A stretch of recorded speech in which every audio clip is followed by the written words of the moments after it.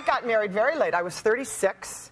I already owned a home. I had a pension. I had a career. Now, why, was it the dream of the big wedding? Oh, or? gosh, yes. You did have that. I've been planning my wedding. I've been changing my color scheme. I've been changing the plaid taffeta ribbons on the bridesmaids' dresses since I was probably 5. You know, we used to, I have to tell you about this. Oh, my God, it looks like a Pat Boone Christmas special. It was.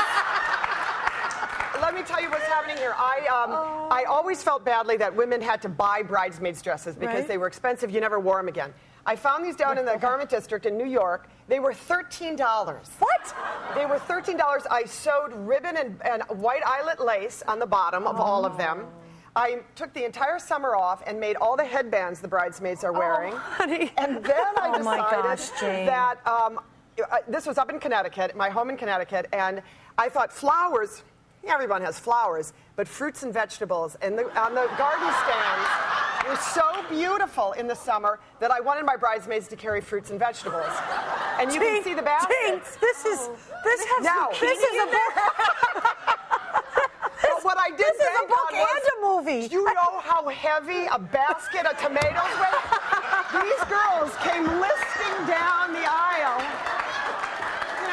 What I should have done was put bubble wrap or something in the bottom of the basket, and then the beans. Know that for your next marriage. And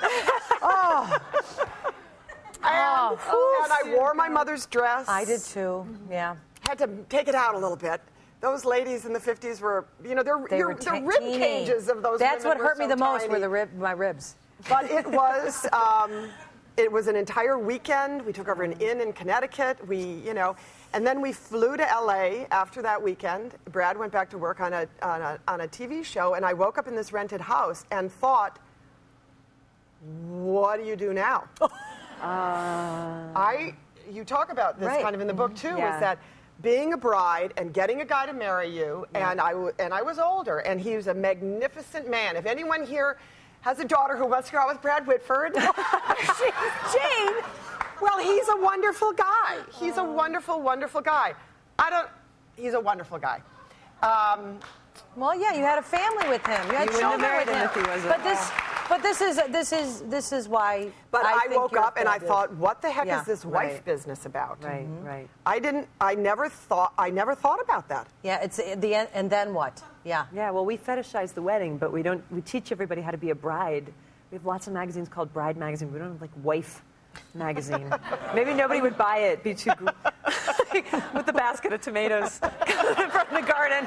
It could be the recipe of what to do with the tomatoes. Did you see the dresses in this month's Wife Magazine?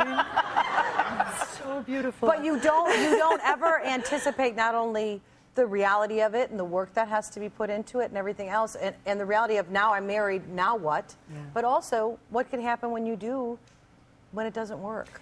Well, and we were together for 20 years. We had 3 children. I thought I was very happy. And but I think evolve. we're the same in the sense that we will choose to be happy. That's like there's and a even difference. when things started getting rocky, I looked at my parents' marriage and thought they went through rocky times. Yep.